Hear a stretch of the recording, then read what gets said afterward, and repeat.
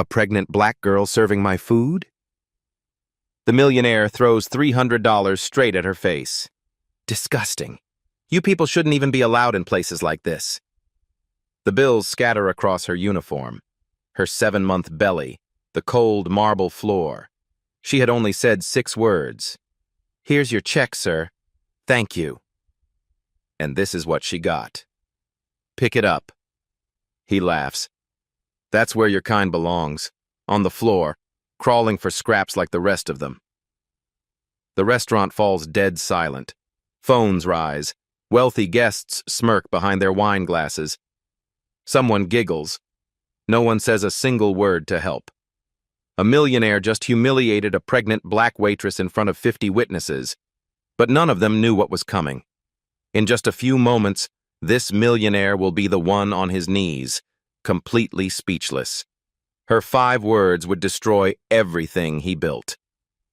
Hope Williams is 27 years old, 7 months pregnant, African American, and she's been on her feet for 9 hours straight. The Sterling Room sits in the heart of Atlanta's Buckhead district. Crystal chandeliers hang from vaulted ceilings 20 feet high. The walls are covered in dark mahogany paneling imported from England. The smell of Wagyu beef and aged Bordeaux fills the air. A single entree costs more than Hope makes in an entire shift. The clientele includes Fortune 500 executives, state senators, and the kind of people who tip in $100 bills, or don't tip at all. Hope is one of 3 black servers on a staff of 22. She adjusts her apron over her growing belly and checks the time. 8:47 p.m. 1 more hour. Then she can go home, soak her swollen ankles in warm water, and count her tips toward nursing school. That's been the dream since she was 19, since her father passed away. Cancer took him in 6 brutal months. She was with him at the end, holding his hand in a hospital room that smelled like antiseptic and wilting flowers. Before he closed his eyes for the last time, he said something she's carried with her every single day since. Never let anyone make you feel less than you are. Not because of your job, not because of your skin, not because of anything. 8 years later, those words still echo in her mind every morning when she wakes up, every night when she goes to sleep. Now it's just Hope and her mother, Gloria, 61 years old, type 2 diabetes that requires insulin injections twice daily, hypertension that demands 3 different medications, monthly prescriptions that cost $800, insurance that covers some things but never quite enough of the things that actually matter. Hope doesn't complain about any of it, not once. She doesn't call in sick when her back aches so badly she can barely stand. She doesn't ask for lighter sections when her feet swell so much she can barely squeeze into her work shoes. She just shows up, every single shift, smile ready, notepad in hand, professional to the core. Some customers don't look at you, she tells a coworker once during a break that lasts exactly 4 minutes. They look through you, like you're furniture, like you're not even human. Her coworker, a woman named Jasmine who's been here 3 years longer, nods slowly. They've all felt it. The invisible wall between server and served. The way some people treat you like decoration, like background noise, like nothing. But Hope doesn't dwell on it. Dwelling doesn't pay rent. Dwelling doesn't buy medication. Dwelling doesn't get her any closer to nursing school or to giving her daughter a better life. Tonight is Saturday, the busiest night of the week. Tips can hit $300 if you work the right section. The VIP section, specifically, the tables near the private dining room where the high rollers sit. Leather booths imported from Italy. Panoramic city views. Customers who order bottles of wine that cost more than 3 months of Hope's rent. The host approaches her around 8:50. "Hope, you're on table 12 tonight." Her stomach tightens immediately. Table 12.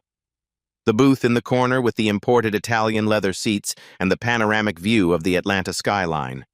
The table where the biggest spenders sit. The table everyone wants, and everyone secretly dreads. Big tips, big egos, bigger problems. "Who's the reservation?" she asks, keeping her voice steady. The host checks the leather-bound book. "Caldwell party, 4 guests, arriving at 9. Caldwell. The name means nothing to her, not yet. She smooths her uniform, takes a deep breath, and walks toward the back of the restaurant. Her shoes click against the marble floor. The chandeliers cast warm golden light across her face. Her hand rests briefly on her belly, feeling the baby shift inside her. 7 months pregnant. 9 hours on her feet. 1 more table. She has no idea that in less than an hour, her face will be seen by millions of people across the country. She has no idea that the man waiting at table 12 has done this before, 6 times before to be exact, and she has no idea that tonight, for the first time in his entire life, someone will finally make him pay. Table 12. The VIP section. The table everyone dreads. And tonight, it belongs to her. Preston Caldwell III arrives at exactly 9:32 p.m. He's 54 years old, white, silver hair swept back from a tanned forehead, a Rolex Submariner catching the light with every careless gesture. He wears a charcoal Brioni suit that probably cost more than Hope's car. He owns Caldwell Holdings, commercial real estate worth hundreds of millions of dollars across the Southeast. Office buildings in Atlanta, shopping centers in Charlotte, luxury condominiums in Miami with his name etched in brass letters at every entrance. He walks like a man who's never once been told no. 3 business associates trail behind him. Dark suits, silk ties, laughter that carries across the entire dining room. They take their seats at table 12 without waiting to be shown, without acknowledging the hostess who tries to guide them. Hope approaches with her notepad ready. "Good evening, gentlemen. Welcome to the Sterling Room. My name is Hope, and I'll be taking care of you this—" Caldwell snaps his fingers. Doesn't look at her. His eyes stay fixed on his phone, scrolling through something that apparently matters more than basic human courtesy. "Bourbon. Neat. Top shelf. Don't make me wait." "Of course, sir. And for the rest of the—" "They'll order when they're ready." He waves his hand, a dismissal. The kind of gesture you use for servants, for people you consider beneath you, for people whose names you'll never bother to learn. Hope writes it down, returns with the bourbon in under 3 minutes. Blanton's single barrel, $218 a bottle. She sets it down carefully on the marble coaster, positioning it exactly where he can reach it comfortably. Caldwell takes a sip. His face twists with exaggerated displeasure. Too cold. The ice watered it down. She doesn't point out that he ordered it neat, meaning no ice whatsoever. There was no ice.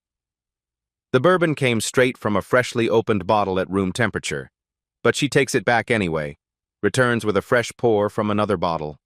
The appetizers come. The steaks come. Each time something's wrong. The wine isn't chilled properly. The brisket is overcooked, even though it's a perfect medium rare, exactly as he ordered. The asparagus is limp. The bread is stale. The butter is too cold to spread.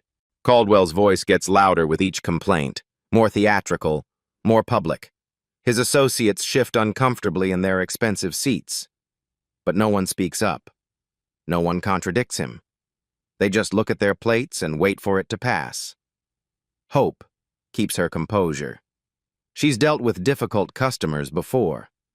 Hundreds of them over 3 years. You smile. You apologize. You fix whatever imaginary problem needs fixing. You move on. You don't let it get under your skin. At 9:43 p.m., she brings the check. Caldwell looks at the total. $1,248. He laughs. A cold sound, like ice cracking underfoot. He reaches into his jacket, pulls out a leather wallet thick with cash, extracts a stack of bills, 20s, 50s, hundreds, more money than Hope makes in an entire week of double shifts. "Keep the change," he says, his voice suddenly loud enough for the tables around them to hear. Then he throws it at her face. The bills scatter everywhere. A 20 hits her cheek. A 50 lands on her chest. $100 bill flutters down and settles on her pregnant belly like a perverse blessing. The restaurant goes completely silent. Forks freeze mid-bite. Conversations stop mid-sentence. Every head in the room turns toward table 12. "Maybe you can afford something nice for that baby of yours," Caldwell says, still loud, still performing for his audience. Then he says one more word, a racial slur, the kind that echoes through 400 years of American history, the kind that carries the weight of chains and segregation and violence, the kind that's meant to reduce a human being to nothing. Hope doesn't move, doesn't cry, doesn't run. She stands there, bills scattered at her feet, one hand resting protectively on her belly, eyes locked on his face. 43 seconds of absolute silence. At a nearby table, a couple watches in visible horror. Raymond Torres, 44, and his wife Lisa, 42. They see everything. They hear the word clearly. In the corner of the restaurant, a man named Derek Brown is already reaching for his phone. He starts recording. 43 seconds of footage that will change everything. Victor Stanton, the general manager, rushes over. His face has gone pale. He leans close to Hope and whispers urgently, "Let's handle this quietly. Mr. Caldwell is a very special guest." Special guest. Hope says nothing. She bends down slowly, picks up the bills, one by one, deliberately. Then she stands back up. Her eyes never leave Caldwell's face. Caldwell looks away first. 43 seconds. That's how long she stood in complete silence. And someone was watching. Recording. Hope doesn't call Preston Caldwell to apologize. She goes home instead.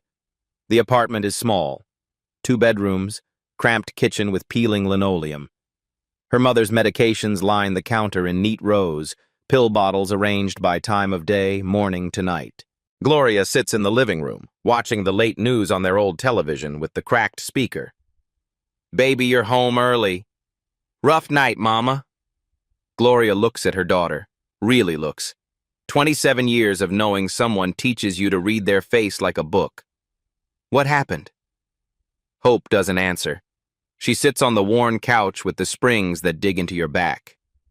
Puts her hand on her belly, feels the baby kick, a tiny foot pressing insistently against her palm. She doesn't know yet that by morning, her entire life will be completely different. At 8:14 a.m., Derek Brown posts his video to Twitter. 43 seconds. A pregnant black woman standing perfectly still while money rains down on her face, her chest, her pregnant belly. A racial slur, clear as day, cutting through the ambient noise of the upscale restaurant. The caption reads, "This just happened at the Sterling Room in Atlanta. Watch how they treat a pregnant black woman. Share this everywhere." And by noon, the video has 50,000 views. By 6 p.m., it has 500,000. By midnight, it crosses 2 million. The comments section becomes a battlefield. One side sees what's obvious, a victim of blatant racial harassment, a pregnant woman humiliated in public for sport, a millionaire who needs to face consequences for his actions. The other side sees something entirely different. We don't know the full story. What did she do to provoke him? She's just playing the race card for attention and money. This is why people don't tip anymore, entitled servers. Fake news, probably staged. The Sterling Room releases an official statement at 4:15 p.m. It's carefully worded, legally reviewed, completely empty of meaning. "We are aware of the incident and are reviewing the matter internally. We value all our employees and customers and are committed to maintaining a welcoming environment for everyone." It says nothing about the racial slur, nothing about accountability, nothing about the man who threw money at a pregnant woman and called her something that should never be spoken. Preston Caldwell himself says nothing at all. His social media accounts go dark. His company issues no statement. His office doesn't return calls from reporters. Hope's phone buzzes constantly. Friends, strangers, reporters from local stations, national news producers, numbers she doesn't recognize from area codes she's never seen. She turns it off around 3 p.m. and leaves it buried in a drawer. At 7:22 p.m., before she powers it down completely, one final text comes through from an unknown number. "Drop this now. You don't know who you're dealing with." She stares at the message for a long moment. Her hand trembles slightly. Then she deletes it. Gloria sees her daughter's face on the television that evening. A local news segment, using a still frame from the video as the background graphic. The banner reads, "Viral video shows confrontation at upscale Atlanta restaurant." "Hope, baby. What is this?" Hope can't find the words. She sits next to her mother on the couch, takes her weathered hand, feels the weight of everything pressing down on her shoulders like a physical burden. The next morning at 9 a.m., Victor Stanton calls. "Hope, we need to discuss your employment situation going forward." "Am I being fired?" "We're restructuring the schedule. Your section has been reassigned to other servers. It's just temporary while we sort through this situation with the media." "Victor, you're punishing me because I didn't apologize to him?" A long pause, the sound of papers shuffling. "I'm not punishing anyone, Hope. This is a business decision. You have to understand the position this puts the restaurant in." He threw money at my face. He called me I know what he called you. And I'm personally sorry that happened to you. But I need you to understand the reality here. Caldwell Holdings is a significant investor in the Sterling Group. We have relationships to maintain, contracts to protect. Hope feels something cold settle in her chest. So his money matters more than what he did to me? Another pause, longer this time. When Victor speaks again, his voice is flat. "I can't guarantee your hours going forward, or your position here. I'm sorry, Hope. I really am." She hangs up without saying goodbye. She sits at her kitchen table, calculator out. Bills spread across the scratched surface. Rent statement. Medical bills from her mother's last checkup. Credit card minimum payments she's been juggling for months. Rent, $1,200. Medication for her mother, $800. Utilities, food, prenatal vitamins, baby supplies for when the time finally comes. If she loses her job completely, she has 3 weeks before the money runs out. 3 weeks before she can't afford her mother's insulin. 3 weeks before everything falls apart. Meanwhile, the video keeps spreading like wildfire. 3 million views, then 4, then 5. The hashtag Justice for Hope starts trending in Atlanta, then across Georgia, then nationally. In the comments, buried beneath thousands of others, one message stands out. Hope finds it while scrolling through her mentions late at night, unable to sleep. "This happened to my sister 2 years ago. Same restaurant. Same man. She's black, too." Hope reads it 3 times. Same restaurant. Same man. She screenshots it, saves it to her phone, files it away in her memory. She doesn't know yet how important that single comment will become. Outside her window, Atlanta hums with nighttime traffic. The summer heat presses against the glass even after midnight. Inside her small apartment, Hope Williams makes a decision. She's not going to apologize. She's not going to disappear. She's going to find out who else this man has hurt, and she's going to make sure the whole world knows. Her phone rings, an unknown number. She almost ignores it. Then something makes her answer. By midnight, the video crosses 1 million views, and a journalist in Atlanta sees it. The video hits 2.3 million views in 48 hours. Justice for Hope trends nationally. Atlanta first, then Georgia, then the entire country. It climbs to number 3 on Twitter's trending topics and stays there for 2 days. People show up at the Sterling Room, not to dine, to protest, to leave 1-star reviews on every platform that allows them, to film themselves standing outside the entrance calling for a complete boycott. The hashtag boycott Sterling Room joins the first one and starts trending on its own. The black community mobilizes with remarkable speed and coordination. Churches share the video during Sunday services. Civil rights organizations release formal statements of support. Local business owners announce they'll no longer patronize any establishment connected to the Sterling Group. A popular radio host dedicates an entire morning segment to the story. And in a small office at WSB-TV, Diane Morrison gets to work. She's 42 years old, 15 years in investigative journalism, 3 regional Emmy nominations, a reputation for finding the stories no one else will touch, and following them wherever they lead, regardless of who gets uncomfortable. She calls Hope that first night. No promises, no agenda, just questions. Can you tell me what happened? In your own words. Start from the very beginning.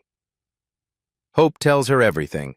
The snapping fingers, the complaints about food that was perfectly fine, the escalating rudeness, the money thrown at her face, the word that followed. He threw money at me, Hope says. He called me that word, and no one in that restaurant did anything to stop him. The manager wanted me to apologize to him. Diane listens, takes careful notes in her personal shorthand, then says something that changes everything.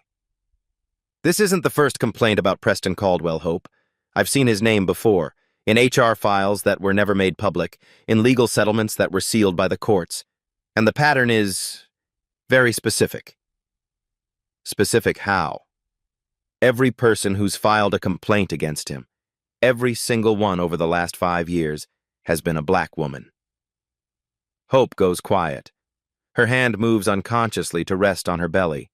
The baby kicks hard against her palm. How many? She finally asks. I don't know yet, but I'm going to find out. That's what I do. 2 days later, Diane calls again with an update. I have a source inside the restaurant. Someone willing to talk off the record. They're terrified of losing their job, terrified of retaliation, but they're willing to share what they know. What did they say? The Sterling Room has been systematically covering for Caldwell for years. HR complaints get filed against him and then they just disappear. Marked as closed with no action taken. 6 separate complaints in the last 5 years alone. All involving Preston Caldwell. All involving black female employees. All buried. 6 complaints. 6 black women. 6 times, absolutely nothing happened. Hope feels the anger rising in her chest. Not hot and explosive and uncontrolled, cold and steady and patient. The kind of anger that doesn't burn itself out. The kind that lasts. What do we do now? She asks. We build a case, Diane says. We find the other women. We get the documentation. We make it absolutely impossible for anyone to ignore what's been happening. And if they try to stop us, they will definitely try to stop us. That's how we know we're on the right track. Hope takes a breath, thinks about her father, about the words he told her 8 years ago in that hospital room. Never let anyone make you feel less than you are. I'll tell you everything I know, Hope says. But I'm not doing this for revenge. I'm not doing this for money. I'm doing this so no other black woman ever has to go through what I went through. Diane is quiet for a moment. Then she speaks. That's exactly why this story matters. For the first time in 48 hours, Hope Williams isn't alone. Diane has a lead, a name, a file, and a pattern that's been buried for years. Diane Morrison starts digging. She contacts sources across Atlanta's restaurant and hospitality industry, current managers who owe her favors, former employees who have nothing left to lose, HR professionals who've seen things but never had the courage to speak publicly. The pattern emerges slowly at first, then all at once, like puzzle pieces suddenly falling into a picture no one can deny. First comes the CCTV footage. A source inside the Sterling Room, identity carefully protected, entire career hanging in the balance, provides Diane with the restaurant's security camera recording from that night. 3 minutes and 22 seconds of high-definition footage, A different angle than Derek Brown's phone video. Clearer, closer, higher resolution. You can see Preston Caldwell's face when he throws the money. The contempt in his expression is unmistakable. The smile that curls at the corner of his mouth as he watches the bills scatter. You can see Hope Williams standing absolutely still, her hand resting protectively on her pregnant belly, refusing to give him the reaction he wants. The racial slur is crystal clear on the audio track. No distortion, no ambiguity, no possible alternative interpretation. Diane watches the footage 4 times, takes detailed notes on everything she observes, makes multiple copies of the file, stores them in 3 separate locations: her office, her home, a secure cloud server with encrypted access. This footage cannot be allowed to disappear like everything else. Next come the HR files. The same source provides documents that should never have left the building. Incident reports spanning from 2018 to 2023. 6 separate formal complaints filed against Preston Caldwell during his visits to the Sterling Room. Every single complainant is a black woman. Diane reads through them one by one. Each report tells a heartbreakingly similar story. 2018. A 23-year-old server complained that Caldwell made degrading comments about her appearance and used a racial slur when she politely corrected his order. He had requested the salmon, not the sea bass. Status: closed. No action required. 2019. A 26-year-old hostess alleged that Caldwell threw cash at her and called her a derogatory name after she seated him at a table near the window instead of his preferred corner booth, which was already occupied by other guests. Status: closed. No action required. 2020. A 30-year-old bartender filed a complaint stating that Caldwell made racially charged remarks about her natural hair and grabbed her arm hard enough to leave visible bruises when she walked past his seat. Status: closed. No action required. 2021. Another server, 28 years old, reported the exact same pattern. Thrown money, racial slurs, degrading comments about her body and her profession, implications about what she must do on the side to afford living in Atlanta. Status: closed. No action required. 2022. Same pattern, different victim, same result. Status: closed. No action required. 2023. A hostess, 24 years old. Same pattern, same words, same public humiliation. Status: closed. No action required. 6 complaints over 5 years. 6 black women ranging in age from 23 to 30. 6 times, absolutely nothing happened. No disciplinary action against Caldwell. No ban from the restaurant. No consequences of any kind. Diane keeps digging deeper. She locates the woman who filed the 2019 complaint, the hostess. Her name is Keisha Brown, 31 years old now. She was 26 when Preston Caldwell did to her exactly what he later did to Hope Williams. Keisha agrees to meet. A coffee shop in Decatur, neutral ground. Public enough to feel safe but quiet enough to talk privately. She's nervous when Diane arrives. Her hands shake slightly around her ceramic mug. Her eyes keep darting toward the door as if expecting someone to burst through. But once she starts talking, the words pour out like water breaking through a dam that's been holding back a flood for 5 years. "I thought I was the only one," Keisha says, her voice barely above a whisper. "All these years I genuinely believed it was my fault somehow. That maybe I wasn't professional enough. That maybe I did something to trigger it. That maybe I somehow deserved what happened. I've carried that shame for 5 years. It's affected everything, my relationships, my career, my sense of who I am." "What happened after you filed the complaint?" Diane asks gently. 2 weeks later, I was terminated. They said it was performance issues. But I had perfect reviews before that incident. Perfect scores on every single evaluation for 18 months. Then suddenly, out of nowhere, I wasn't meeting expectations. My attitude was problematic. My fit with the team was questioned.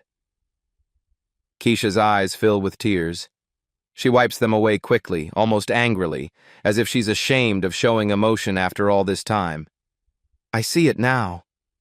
Looking back, it's so obvious. It wasn't me. It was him. It was always him. And we're all black women. Every single one of us he targeted. Diane records the conversation with Keisha's explicit permission. Another piece of the puzzle locking into place. Another voice ready to speak when the time finally comes. Then she finds the email. Another source, this one from Sterling Group's corporate headquarters in a different part of the city, provides a single document that changes everything. An email from Victor Stanton, the general manager, to the restaurant's ownership group. The subject line reads, Saturday incident, confidential. The body of the email reads, I recommend we handle this matter as quietly and quickly as possible. Caldwell is a major investor in the Sterling Group portfolio. We simply cannot afford to lose that relationship over an HR complaint. The racial aspect of these situations makes them particularly sensitive from a PR perspective. Better to settle quickly and move on before anything becomes public. I've already spoken with the employee about maintaining discretion and have reminded her of her NDA obligations. The racial aspect makes this sensitive. Better to settle quickly. Move on. Diane stares at the screen. The words burn into her memory like a brand. This isn't just one man behaving badly at restaurants. This is an entire system designed to protect him. A restaurant that values his investment money more than its employees' dignity, safety, and basic human rights. An HR department that exists not to address complaints, but to bury them. A corporate structure built specifically to make problems disappear before they can become public. She keeps digging deeper. Some pages of the original HR files are conspicuously missing. Pages 4 through 6 of the 2019 complaint have been physically removed from the file. These would have been the most detailed pages, the ones documenting exactly what Caldwell said and did, the ones containing witness statements from other employees, the ones that would have been hardest to explain away. Someone deliberately removed them. Diane notes this discovery carefully. Evidence of an active cover-up.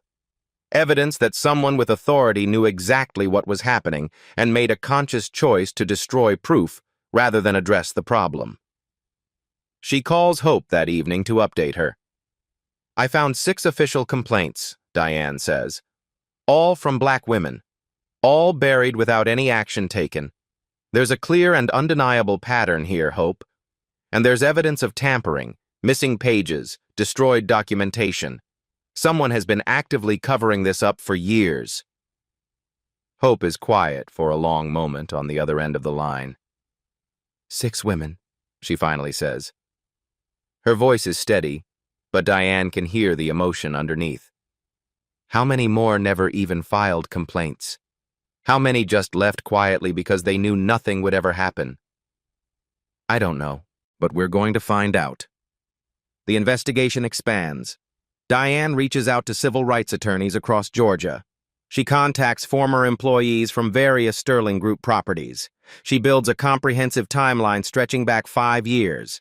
Preston Caldwell has been doing this for at least half a decade, targeting black women specifically, humiliating them publicly, using his money and influence to make every problem disappear before it can threaten him. 6 official complaints buried in HR files. Who knows how many more never even made it to paper? The system wasn't broken. It was working exactly as designed, to protect men like him. If this makes you angry, you're not alone. Drop a comment. Let me know you're still here, because the investigation is just beginning, and Preston Caldwell is about to fight back. The letter arrives on day 14. Certified mail. Return receipt requested. The heavy envelope bears the embossed letterhead of Harrison Cole and Associates, one of Atlanta's most expensive and aggressive law firms. The kind of firm that represents billionaires in their ugliest disputes. The kind that specializes in making problems disappear. Hope's hands tremble as she tears it open. Dear Ms. Williams, Our client, Preston Caldwell III, has suffered significant reputational and financial harm due to your false, defamatory, and malicious statements regarding an alleged incident at the Sterling Room restaurant. This correspondence serves as formal notice of our intent to pursue legal action for defamation, intentional infliction of emotional distress, and tortious interference with business relationships unless the following demands are met within 14 calendar days. The letter continues for 4 dense pages, legal language designed to intimidate and confuse, numbers designed to terrify, deadlines designed to create maximum pressure. They're demanding $500,000 in damages. Hope reads it twice, then a third time. The words blur together through the tears she's trying to hold back. $500,000. More money than she'll earn in 15 years of waitressing. More than she can possibly comprehend owing.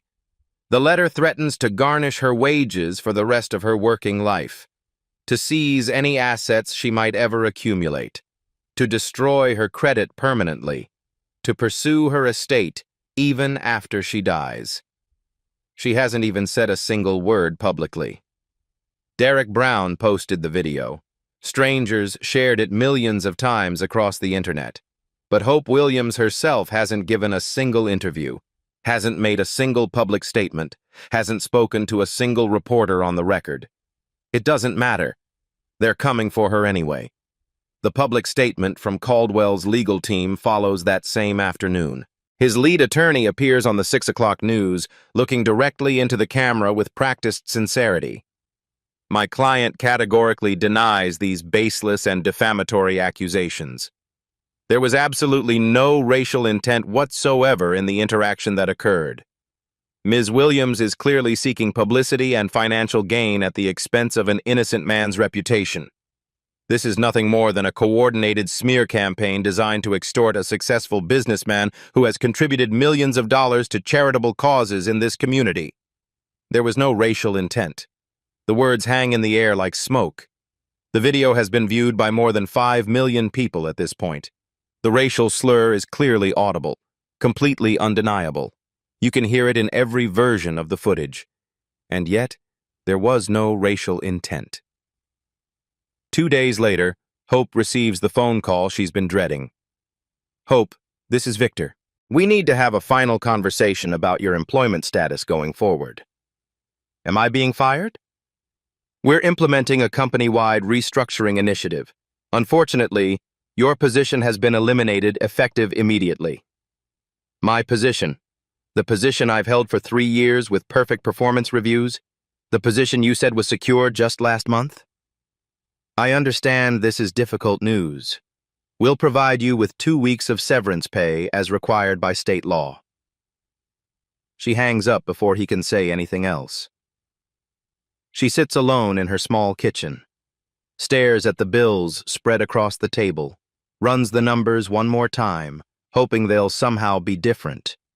Rent, medication, utilities, food. 3 weeks. That's how long her savings will stretch. Maybe less. That night, around 2 a.m., her mother collapses, a complication from her diabetes. Her blood sugar dropped dangerously low while she slept. She fell trying to get to the bathroom and couldn't get back up. Hope found her on the cold tile floor, barely conscious, her lips turning an alarming shade of blue. The ambulance arrives in 8 minutes. The emergency room, the waiting area with its harsh fluorescent lights and hard plastic chairs. The endless questions from intake nurses and financial administrators. Does she have insurance? Who is her primary care physician? What medications is she currently taking? How will you be paying for this? Hope answers everything in a fog. Hours crawl past like days. Gloria finally stabilizes around dawn, but the medical bills start arriving before Hope even leaves the building. $12,000 for the emergency room visit alone. More to follow. Hope sits in the hospital parking lot as the sun rises over Atlanta. Alone in her car, the summer humidity already building even at 6 a.m., her phone buzzes with another message from an unknown number. You've been warned twice now. Back off or things will get much worse for you and your family. She deletes it with trembling fingers. Then she puts her forehead against the steering wheel and closes her eyes. Everything she's worked for is slipping away.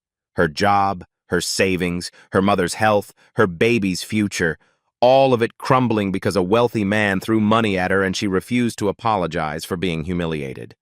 For the first time since this began, Hope seriously considers giving up. What if she issued a public apology? Disappeared from the story? Let Caldwell win? If she stops now, the lawsuit might go away. Her mother could keep getting her medication.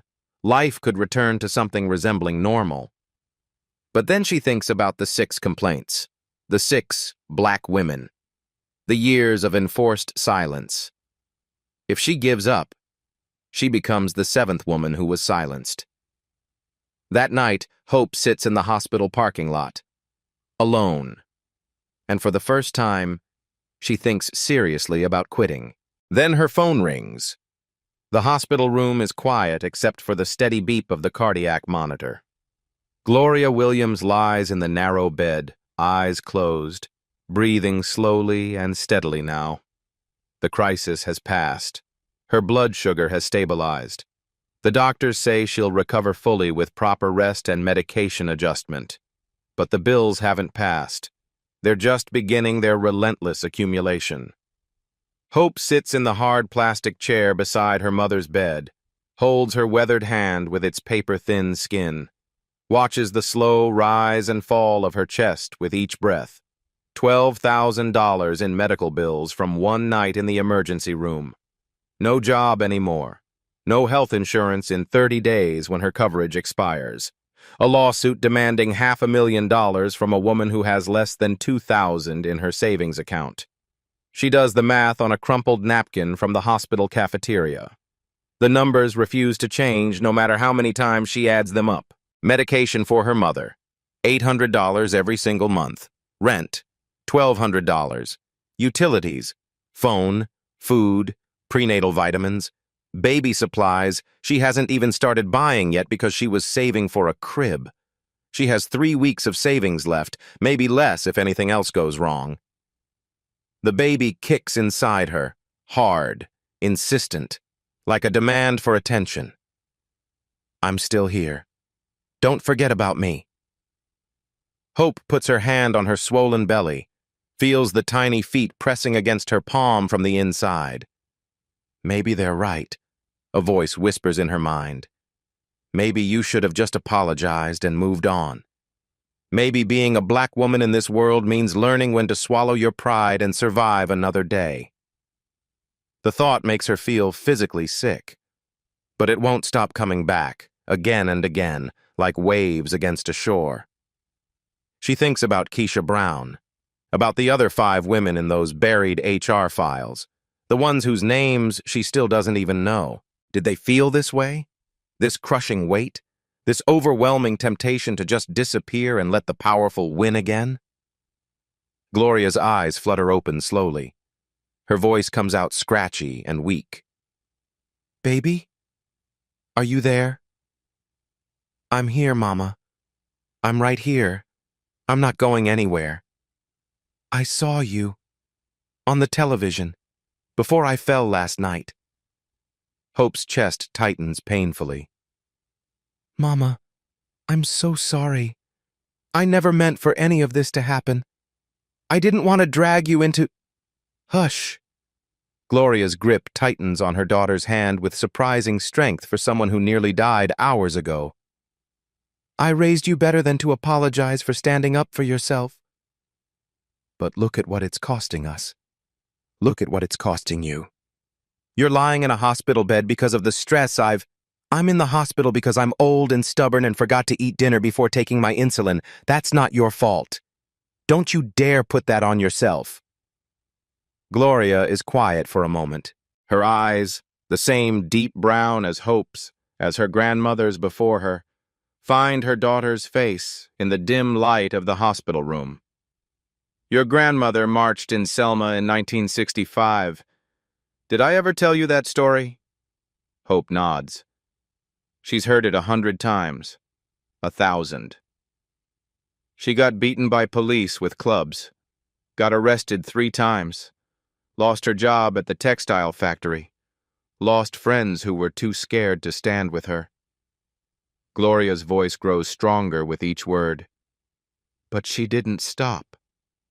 She kept marching. Because she knew in her bones, that some things are worth fighting for, even when it costs you everything you have. Mama, I marched too, in the 70s, in the 80s. Every time they told us to sit down and be quiet, we stood up and got louder.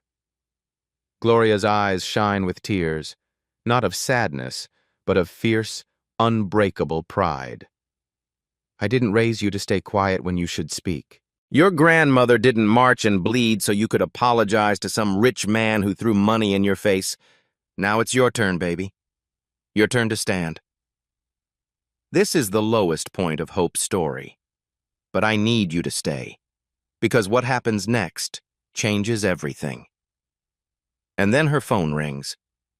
Terrence Grant is 38 years old, African American, graduate of Howard University School of Law, top of his class, partner at a boutique civil rights firm in downtown Atlanta that specializes in discrimination cases.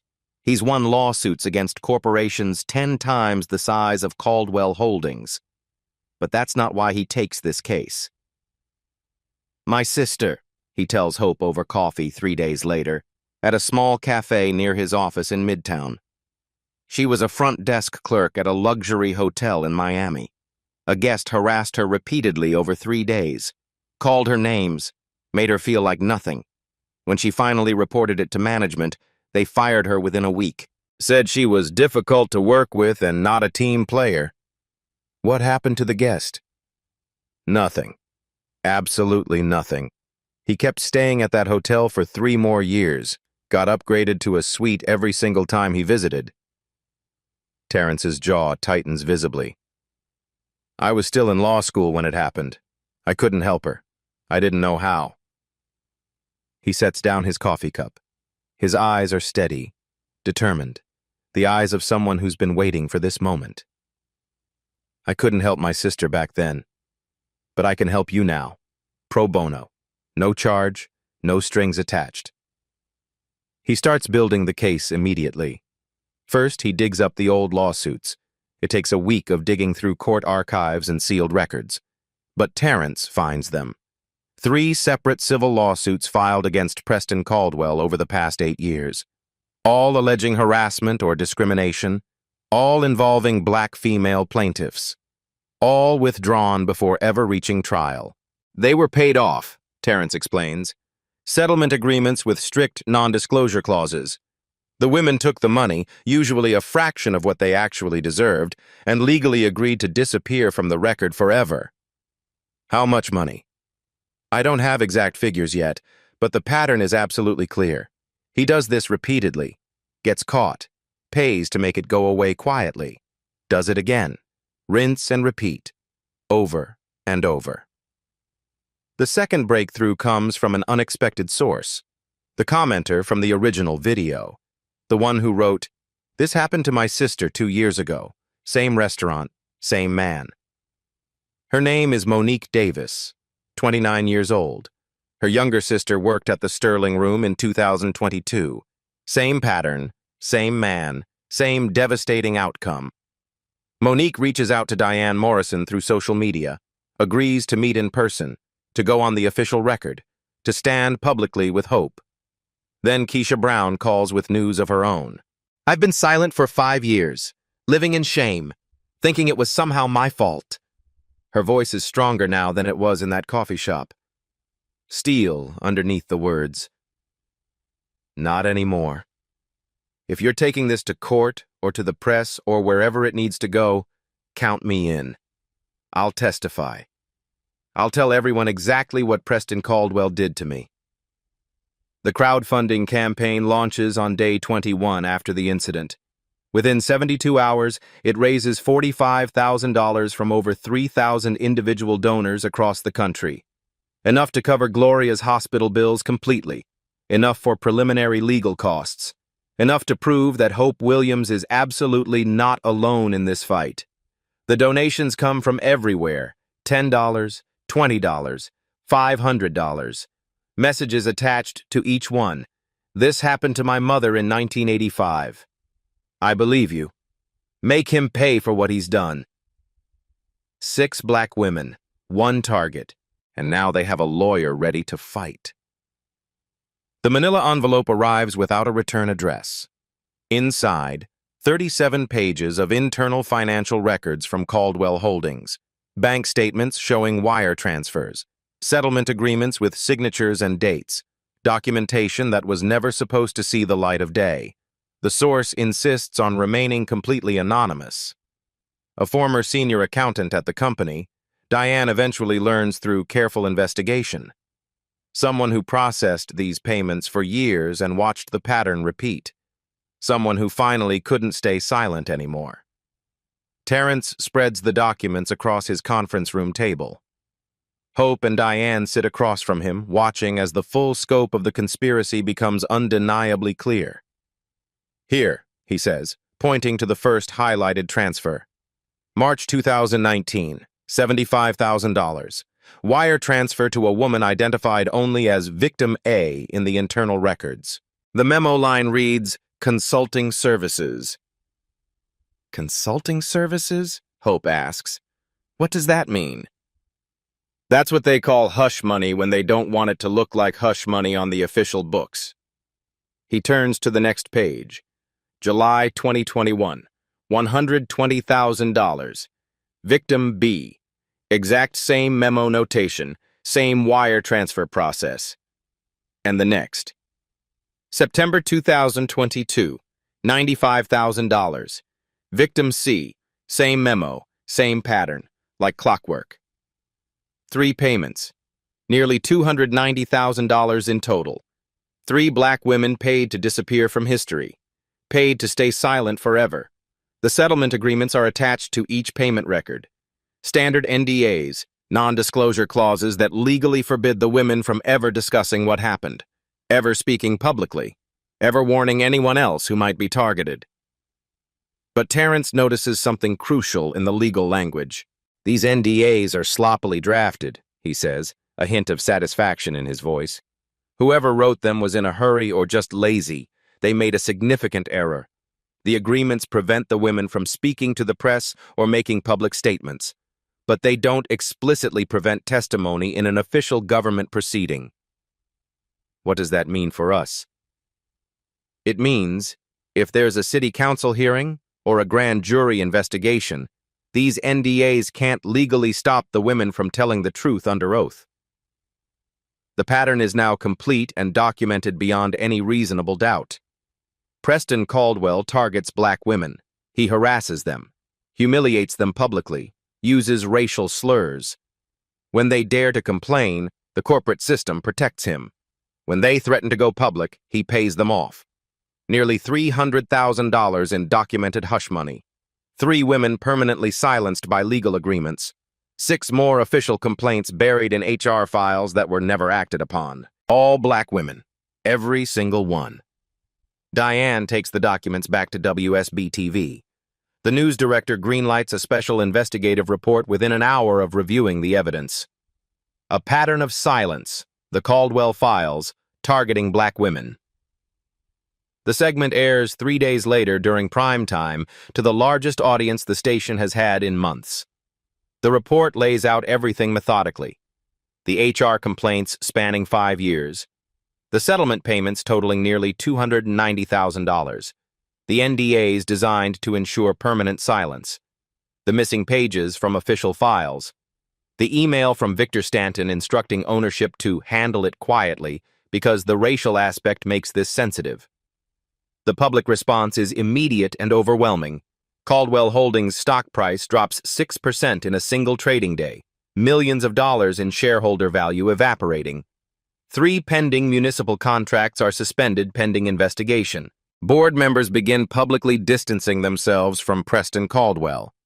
And Atlanta City Council takes official notice. Councilwoman Evelyn Carter, African-American, longtime advocate against workplace discrimination, calls for an emergency public hearing. The people of Atlanta deserve answers, she announces. If a prominent businessman has been systematically targeting black women for years and using his wealth to cover it up, this community needs to know. The hearing is scheduled for 8 days later. For the first time in his entire life, Preston Caldwell III cannot write a check to make this problem disappear. Atlanta City Hall, Day 35. The hearing room is packed beyond capacity. Every seat filled. People standing along the walls, 3 deep. Television cameras positioned in a row at the back. Reporters from every major outlet in the state, and several national networks. Hope Williams sits at the front witness table. 8 months pregnant now, her belly prominent beneath a simple black dress. Terrence Grant sits beside her in a crisp navy suit. Behind them in the gallery, Diane Morrison with her notepad ready. Keisha Brown sitting tall for the first time in 5 years. Monique Davis representing her sister. 4 other women who've agreed to testify today. 6 black women, 1 target. And there he is. Preston Caldwell III sits across the aisle at the opposing table. Expensive charcoal suit, silver hair perfectly styled. 3 lawyers flanking him like protective walls. For the first time since this began, his face shows something besides arrogance and contempt. Fear. The evidence is presented systematically over 2.5 hours. The CCTV footage plays on large screens for everyone to witness. Audible gasps ripple through the packed room. The HR files are entered into the official record. 6 complaints, all from black women. All marked, closed, no action required. The bank records. $290,000 in settlement payments, all to black women who were legally silenced. The email from Victor Stanton. Handle quietly. The racial aspect makes this sensitive. One by one, the witnesses step forward to tell their stories.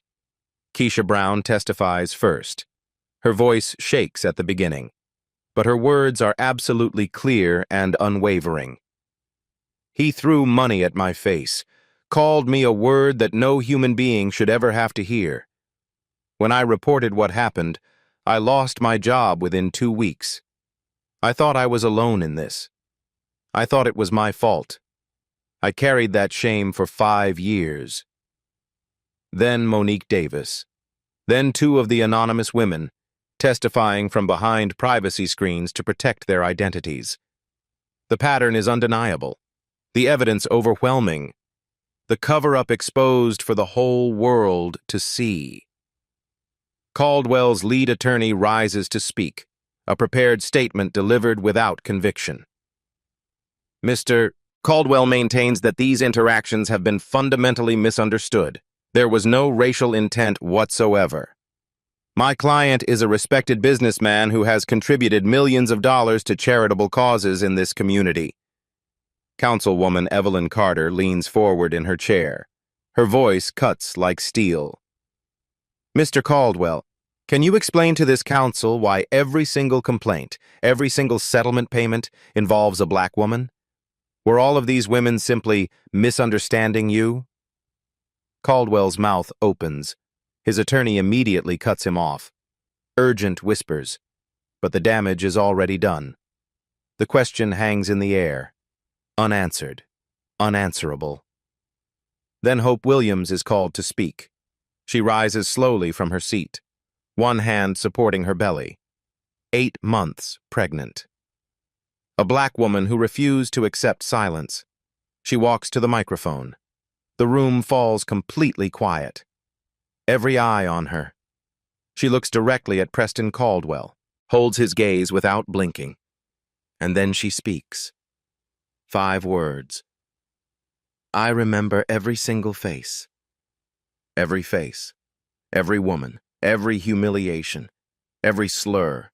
Every dollar paid to erase them from history. She remembers. They all remember.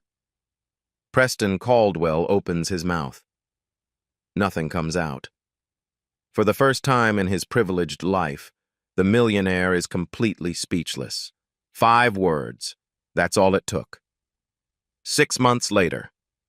Preston Caldwell III faces an ongoing federal investigation for systematic civil rights violations. Caldwell Holdings has lost 4 major municipal contracts worth tens of millions. He's resigned from 6 corporate boards under intense pressure. The defamation lawsuit against Hope was quietly withdrawn without explanation.